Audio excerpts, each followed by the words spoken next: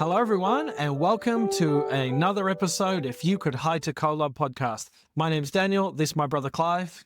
Hello, everybody. Welcome. This is a few short sections here, Daniel, but loaded with history. So much history that I even learned once. I don't mean I learned a few things. I mean, I found some things and it was all, you're the history guy and the doctrinal guy. And so all this history was quite fascinating for me. It is good. It is good.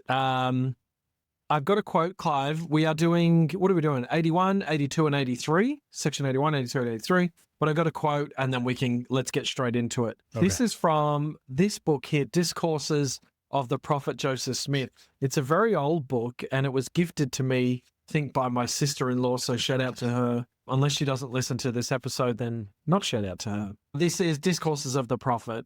In knowledge, there is power. God has more power than all other beings because he has greater knowledge.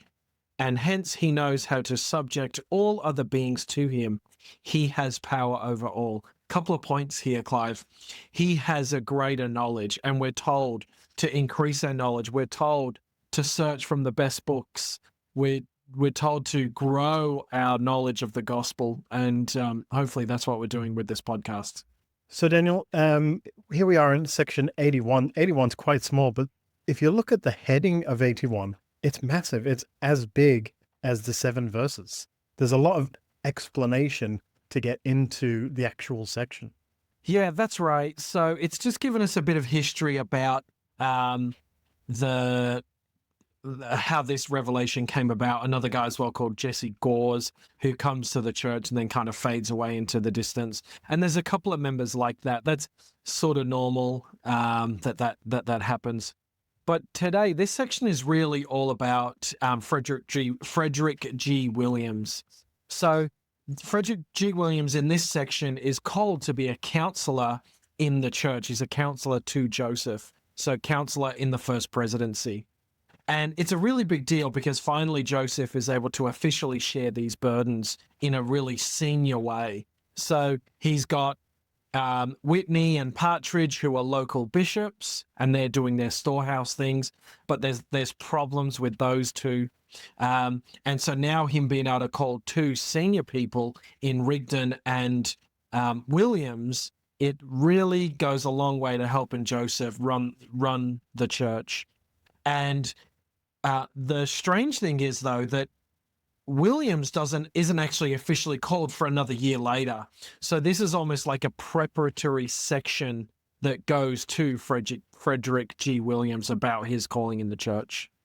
Daniel, what I'll do, I'll read verse 1, and it gives like a description at the beginning, and then we'll get into the discussion of it. So it says, "Verily, yeah, sure. Okay, verily, verily, I say unto you, my servant Frederick G. Williams, listen to the voice of him who speaketh to the word of the Lord your God, and hearken to the calling wherewith you are called, even to be a high priest in my church, and a counselor unto my servant Joseph Smith Jr." So there's a calling that's extended to Frederick G. Williams directly from the Savior to him. Of course, Joseph is reciting this revelation as it comes to him. And there's a couple of things that this is very, very special, Clive, but there's a couple of things I wanted to bring to your attention. One, in verse 3, it says there's an acknowledgement of Joseph and that he is the Lord's mouthpiece, essentially. But it says it recommends that Williams is vocally public about his knowledge of the gospel and his love of the gospel. And it says here that he should go about in this ministry proclaiming. However, I wanted to liken this rest of it to all callings that we get in the church, because as we learn, specifically from David O. McKay, who says that when we go and meet with the Savior, he won't care what calling we've had, only that we've done the calling with the best of our ability. So if all callings are the same, it says here in verse 4 and verse 5, and in doing these things, so imagine the calling. You've just been called to a primary teacher. You've been called to a gospel doctrine teacher, or an elders quorum president, or a Relief Society president. In doing these things, thou wilt do the greatest good unto the fellow beings and will promote the glory of him who is your Lord. That's the charge the charge you're given when you get a calling, any calling. Wherefore, be faithful, stand in the office which I have appointed unto you, succor the weak, lift up the hands which hang down, and strengthen the feeble knees. And the promise, and if thou art faithful, this for any calling, anyone who's listening to this podcast, any calling that you have that you're in at the moment, or that you will get in the future, if thou art faithful unto the end, thou shalt have a crown of immortality and eternal life in the mansions which I have prepared in the house of my Father. And I've written on the side of my scriptures here, Clive, this is the promise of fulfilling a calling. And it's a message to us, a very special message to us, that goes to Frederick G. Williams, but is actually to anyone who gets a calling. And I think it's really, really special to understand that it is doing the greatest good. It's promoting the Lord. It's promoting the glory. It's proclaiming the ministry. And it says here, which I have appointed unto you. I remember when I was in a ward, not the ward I'm currently in. I was in a ward some time ago, and I was in the bishopric. And I, as a bishopric, we prayed about a specific person to go to a calling, and we felt really, really strong. And it was my job to go and extend the calling to this particular person. And this person said no, they knocked the calling down. And I was so convinced that this calling was for them. And I talked to them about, they said that they won't have enough time. They couldn't get organized enough, essentially, with all the other things that they were doing. And I tried to reassure them that the Lord has called them, and whatever it is they're trying to get to, that he will help. He will carry the burden to get them to do this calling. And they still didn't accept the calling. And I'll never forget that till the day I die. Like, it was such an eye-opener that I myself was so convinced that they would be able to do this calling. They would be blessed for it. You know what's interesting and unique about our church? So somebody asked me one day, what do the higher-ups in your church do? And I'm like, well, there's no higher-ups. I don't know, like, there's no hierarchy system of the higher-ups. And it's like every calling has a unique and specific purpose. Like, you wouldn't say a elders quorum teacher is better than a primary teacher because, well, the primary teachers teach the youth and prepare them. You say, well, also at the same level does the young men, young women's teachers and the young single adults teachers, and everyone's at a particular level and they need to be taught from that level. So there is no higher ups because every calling sort of has this very unique and important role. And so no matter what it is, like you're saying, you might be called as a bishop and you might be called as a pianist in primary, but everyone's got their role, everyone's got their purpose. And, they are prayed about, they are studied about and think, who is not only who is right for this role, but who is the Lord assigned for this role. And it is a process. So yeah, I understand it would be a bit shattering. I remember I was elders quorum president and I prayed about someone and I called the bishop and said, this person. The bishop said, no. Like, that took me a long time to think of that person. It doesn't matter who was right and who was wrong. That obviously it just wasn't the time. So I prayed again and got somebody else. It's just, everyone's got their unique importance for every single role that they've been asked to do, whether it be Frederick G. Williams or Joseph Smith or, whomever it may be. Yeah. It's a really, really, really interesting point. Okay, well, that's all I wanted to talk about 81, unless you had anything to go into. But we've got the historical moment of the tar and feathering that happens between 81 and 82. All right, look, I know you know a lot about this. Can I tell you what I know, and hopefully you can fill in all the gaps? Okay. All right, so I know that Joseph Smith... In the beginning. Yeah, there was a first vision. So I know that Joseph Smith and Sidney Rigdon were tarred and feathered at the same time, right? By the mob. Yeah. Yeah. Now, Ezra Booth had written in a newspaper some anti-Mormon literature, and this is sort of what kicked it off. Like, obviously there was mobs before that, but this is really what kicked this mob off. Simon's Ryder was one of them, right? And he left the church. Well, he left the church for many reasons, but one interesting thing that I found was that he left the church because Joseph Smith and Sidney Rigdon wrote him a letter asking him to go and preach the gospel, and they spelt his last name with an I and not a Y. And he took that to offense, and he left the church. And Yeah, at one point there was such a big mob before the tarring and feathering, or perhaps after, I'm not sure. With my time-wise, I'm not 100% right. But there was one stage where the mob was so big that took a boat. Joseph and Sidney Regan, they took a boat. Um, and the captain on the boat knew what was going on, so he protected them and gave them free meals while they were on the boat to avoid this big mob.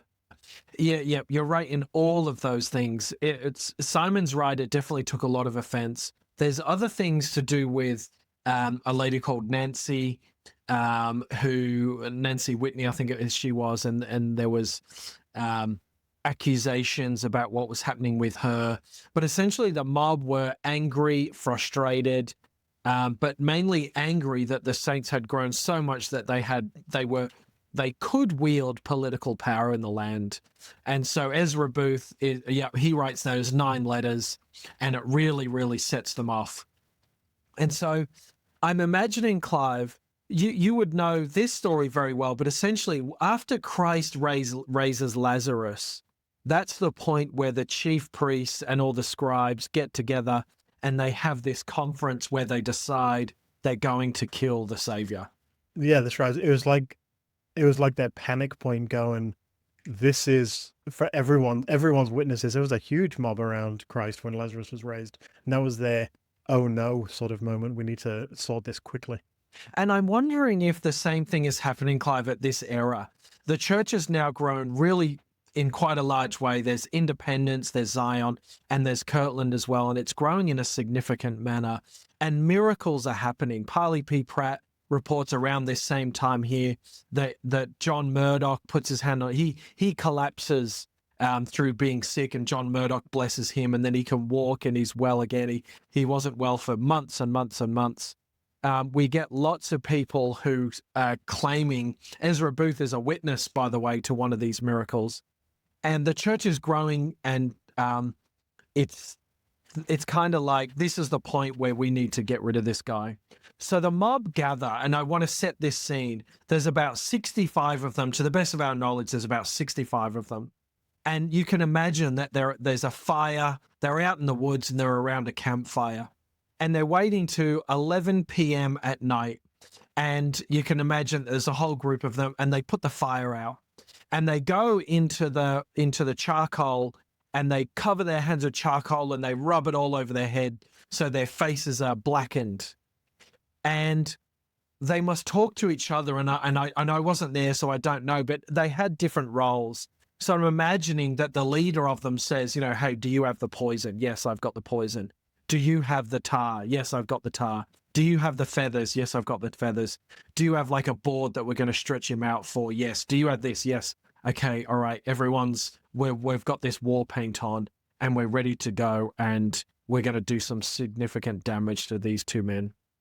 So they go over to the Johnson home where Joseph he's sleeping there. Him and Emma and the twins are sleeping there. The twin, John, is asleep in their bed. He's got the measles, and he's asleep in the bed with Emma. And someone taps on the window, and they see that someone taps on the window, and as soon as they do, bang, the door opens. The door bursts open, and 15 people, Joseph says more than a dozen people, rush the room, and they grab Joseph. Emma gets out of bed and tries to help push them away. She's pushed down to the side, and she's pushed over onto the floor. Joseph kicks one of them and kicks him out the door, and this man later reports that Joseph's the strongest person that he's ever grabbed. So these people all grab him, and they wrestle with him, and they pull him outside. And they, first of all, we have different reports from different people who heard about the event, but from the best of our knowledge, Joseph is held down, and all his clothes are ripped off him. And the plan is that they're going to castrate him.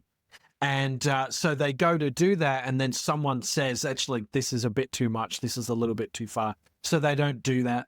They grab a vial of poison, and they push it into Joseph's mouth. He doesn't open his mouth, but they push so hard that they crack his tooth. And for the rest of his life, he's got a black tooth. at the front, so he doesn't end up swallowing the poison. They grab his hair and they rip a chunk of his hair out, and for his whole life he has a bald patch on his head that he has to comb over. They beat him. They beat him so much. They fall on him and scratch him like they're a cat, and they say something like, this is what the Holy Ghost does to you, and they scratch him and rip at him. And then finally, once they're done beating him, they put the tar on him. They also try to open his mouth to pour the tar down the back of his throat as well. Once they finish tarring him, they fill him with feathers. They put feathers all over him.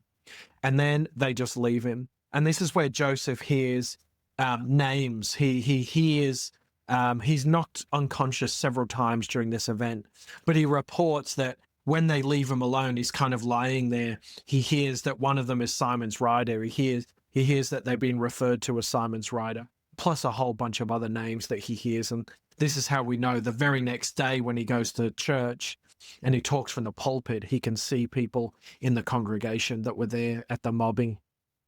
So he walks back to his house and he asks for a blanket, and Emma comes out and gives him a blanket. And that's where he sees in the distance, he sees Sidney Rigdon laying there. He thinks Sidney Rigdon might be dead. So he sees Sidney. And so both men are attended to, and Joseph, they spend the night trying to get the tar off him, and he's just left in an absolute shreds for the night. And so it's the first severe mobbings that the early saints go through, specifically on Joseph. Besides his death, it's the worst thing that actually, and the worst beating that he gets. It's so bad. The beating on Sidney Rigdon is really bad. They grab Sidney Rigdon by the heels. Basically, there's two men. They grab him by the heels and they drag him. They drag him for a really long time. And some reports are that they drag him over a whole bunch of logs that are stacked up like a pyramid. They purposely drag him over the logs. And so he hits his head many, many times. And some people even wonder if he developed significant brain injuries that mar him for the rest of his life from how bad Sidney was beaten. Joseph goes to see Sidney a few days later, and he famously says to his wife, "Go get me a razor," and she says, "What are you going to do with a razor?" And he says, "I'm going to kill Joseph." Joseph's there next to him. And then she says, "No, I'm not going to get that for you." And then Sidney looks at Joseph and says, "Go get me the razor." Joseph says, "What are you going to do with the razor?" And he says, "Well, I'm going to kill my wife for not getting me the razor to kill you." And so Sidney loses his marbles for a couple of days. He's in really, really bad shape. And then eventually he's good and he comes to. But some say that he never fully recovered from the brain injuries that he got from being dragged around and beaten all night. So it's a really, really sad event, but a significant event in our history. Edward Partridge would go on in quite a few years later. He would be the next person to be tar and feathered in maybe 1840, I think. Yeah, that's crazy. I don't really know much to say much after that. And I know that due to that, because Joseph had this whistle afterwards, that was one of the things that after Joseph died and Brigham Young was addressing everyone, they recognized Joseph's voice through Brigham, and they sort of got this testimony that Brigham Young was to be the next prophet. So, that was an interesting thing. But other than that, yeah, crazy situation. And he went to church the next day. Like, I don't know, I couldn't be that strong. Sometimes it annoys me when people offend me at church, like to be, you've really got to be a certain type of member to be prepared for the church in those days. Yeah. I mean, I think he needed to, and he understood his calling very, very well. But yeah, to go the next day was kind of like, you can't hurt me that bad. The church will always roll on. And even after Joseph was killed, the church rolls on and just got stronger and stronger and stronger. So the church, these people believed that in Joseph's death, the church would go. The church was specifically surrounded by Joseph. And obviously that's where they were very, very wrong. Right. So, all right. So let's get into section 82 then. Section 82. Yeah. It starts off, the Lord is sort of saying, "Verily I say unto you, my servants, that inasmuch as ye have forgiven one another your transgresses, even so I, the Lord, forgive you. So it sort of starts off in like a positive, if you forgive others, I will forgive you. And okay, this has happened, this tragedy has happened, but, we almost forgive each other. And then it's sort of, I don't know, it goes on in verse 2, nevertheless, there are those among you who have sinned exceedingly, yea, even all of you have sinned. It's sort of like, okay, now let me tell you that you've all sinned anyway. It just seems, after everything that we know that's happened, it just seems a bit harsh from the Lord, but obviously it's not. The Lord has a plan. He says, verily I say unto you, beware from henceforth and refrain from sin. Basically, the Lord's going, yes, you have sinned. You're all sinners, but stop. At this point, let's just stop. Stop sinning, And then he says, lest sore judgments fall upon your head. So he hasn't gone, you're all sinning, and therefore you must be punished. He's gone, you're all sinners. We're all sinners. You're all sinners. Stop. Let's stop sinning. There will be judgment if you don't, but let's stop. And it's sort of like that. Let's stop at this point. Let's stop our sinning and move on. Like, that's what it seems like to me. Like he's sort of just gone, all right, this is your sin. Let's stop. Don't worry about it. Let's stop. Repent. Because then he talks about the repenting and the refraining and transgressions. And he sort of says, all right, from this point, let's just move on. Yeah, it is. And there's a bit of historical information there as well with Sidney Rigdon and Edward Partridge finally, after like a year of not getting along with each other, finally reconciled 2 nights before this conference. And so there's possibly a little bit of recognition from the Lord of that in here as well. But certainly to the greater audience, there's lots going on. The church is growing really quickly, as I've mentioned 200 times on this podcast, and it's hard to keep everyone in order. It's hard to keep everyone knowing what the right thing is. Lots of them are coming from other church backgrounds, and they're not really sure what to do. The law of consecration in the next episode will come to an end, so that's not going very well at this stage as well, particularly through a few different people like Edward Partridge's actions. So yeah, there's a little bit going on here, but there's a couple of interesting verses as well, like you mentioned, Clive. This one here in verse 5, where therefore, what I say unto one, I say unto all, watch, for the adversary spreadeth his dominions, and darkness reigneth. Not darkness might reign, not this might happen. Watch out for it, because he spreadeth. It is spreading, and there's darkness all around. This is what you're going to get yourselves caught into. You need to watch out. It's really, really important. And the anger of God kindleth against the inhabitants of the earth, and none doeth good, for all have gone out of the way. It's a strong point here, Clive. None doeth good? The anger of God, none? There's no one doing good? Or is this a point where there's so much frustration because things aren't going well? Like I said, the law of consecration, a celestial law, is going to end in this year. We're here in this is a month after the tar and feathering, but then if you have a look, if you go over to the next couple of sections, next week we're in September, so we've got April, we've got May, June, July, August, September. We've got 6 months of not much happening in our chronological version of the Doctrine and Covenants here. Eventually the law of consecration is going to be stopped quite soon. And so I'm gathering that a lot of this is going on. People are falling away from the church. People, the Lord's like, we're here. We're getting this done. You can see it all around you. Is there a need to leave the church now? Look, all the good going on. And then there's just this frustration comes out. None doeth good. All have gone out of the way.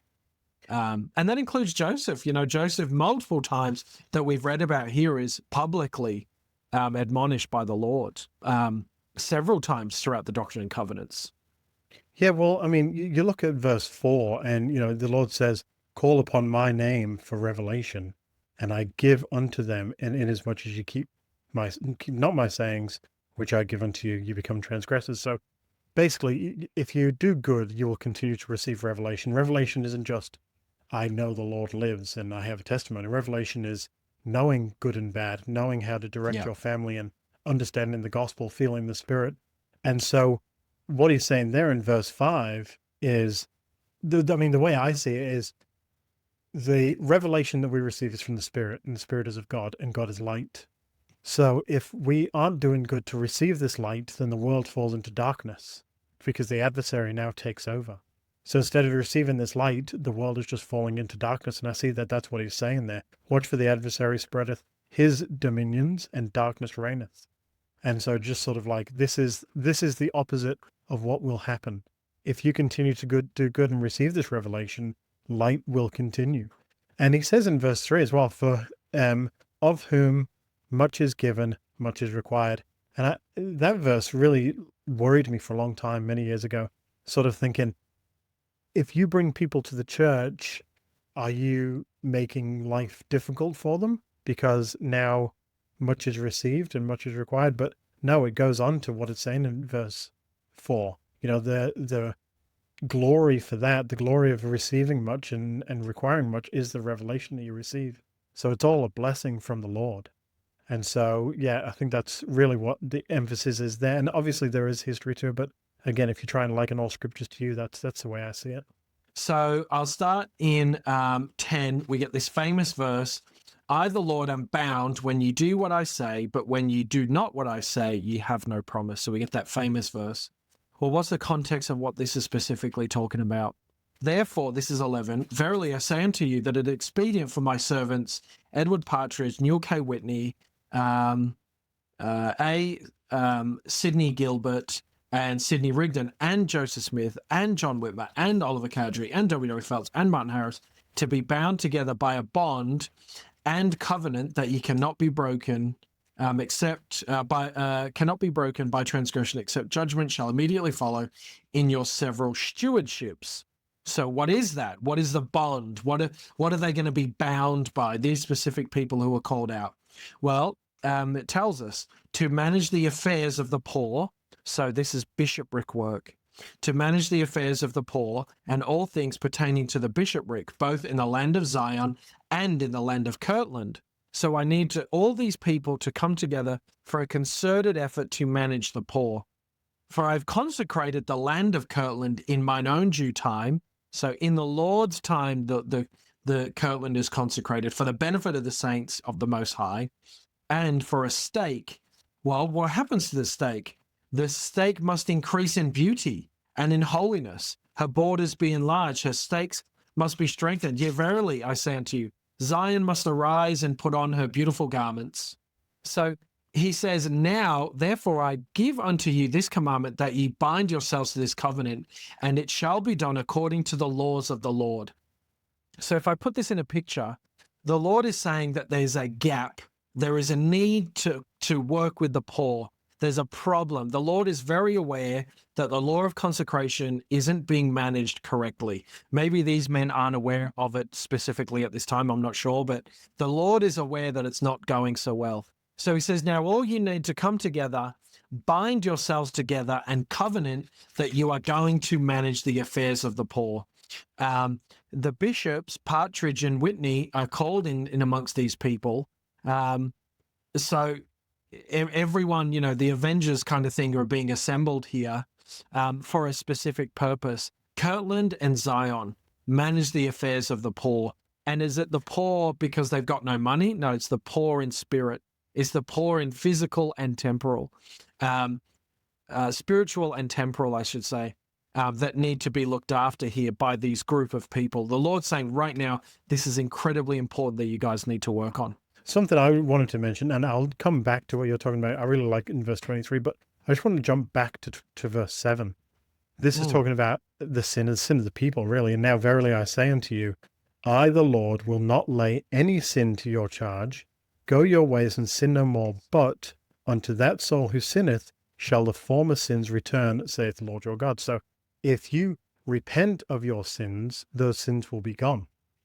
But, Yeah. And I really like that because Ezekiel sort of gives us the opposite sort of promise that the Lord explained there. So in Ezekiel chapter 18, verse 24, but when the righteous turneth away from his righteousness and committeth iniquity, so the righteous people turn away, and doeth according to all the abominations that the wicked man doeth, shall he live. all his righteousness that he hath done shall not be mentioned in his trespasses that he hath trespassed. So essentially, the Lord's saying there, if you do, go away and sin no more, and your sins will be forgiven. But Ezekiel's saying there, if you are righteous and you turn away, the righteous things are of nothing. They're of no point if you've turned away from the gospel.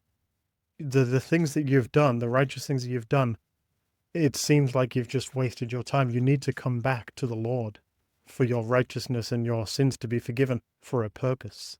And I just thought it was an interesting sort of view from this point compared to a view from this point. Same Lord, same doctrine, but he's just given different views for different people. I just want to mention a quick story, not really a story, it's just an interesting fact. So we're talking about, so you talked about that, that bond that they had. And the Lord says to them in verse 23, leave judgment alone with me, for it is mine, and I will repay. Peace be unto you, my beloved, continue with you. My blessings continue with you. So, but the Lord's saying there, leave the judgments to me, and I will sort it out, right? And so there's this really cool story. There's a guy named Samuel C. Owen. Have you heard of this guy? Probably have, I'm sure. No. So him and 11 men, including a guy named James Campbell, they organize this mob, and they want to go and find Joseph. So they try and cross the Missouri River, and to go and fight Joseph and the other saints. The boat that they're on springs a leak, and Samuel C. Owen yells out, "We must strip down bare, or we will perish." And this guy named James Campbell says, "I'd rather be damned than to strip down." So he ends up drowning. And Right. and Samuel ends up, we talked about how rough the Missouri River is. He goes through this treacherous river, ends up at the very end, and has to walk all the way back, completely naked and cold. And their whole plan was to go and fight the saints, and it just didn't work out for them. So the Lord's there. My judgments. I mean, the Lord's going to sort it out. Don't worry about it. Yeah. Well, Clive, the rest of 82 is really, really in depth, probably more than what we've got time for this evening. But it really goes into this idea of binding yourself and being part of the what's being termed as the everlasting order. So if these men go and look out for their neighbor, and they think about the poor, and they think about the Lord's storehouse and those consecrated funds effectively, then they will bind themselves to God, and they will get the blessings. This law that they're talking about, is this one that they call the Law of Enoch, or is there something else? I don't know if that's this one. Could be. I don't know. Don't think so, but could be. Okay. And then we go into verses 83, section 83. We don't really have time for that unless there's something specific you wanted to go into. There's just one thing I want to mention. It does just talk about taking care of your family, and specifically it does talk about widows. And it just reminded me of President Monson, where when he was a bishop, that's one thing that he really focused on, was going and visiting all the widows in the church. Like, it took him hours on a Sunday to go and visit them all, but the Lord asks for it, and someone like him to go and do it just shows you the great man that he was. Okay, well, I think that's all we've got time for this evening on another episode of You Could Hide to Collar podcast. We're going for you to keeping up with your Come Follow Me journey with us. Catch us on YouTube, Facebook, and Instagram, and we will see you next week. We're getting pretty close to the oath and the covenant of priesthood. We're getting close to a whole bunch of other things, so we'll see you then.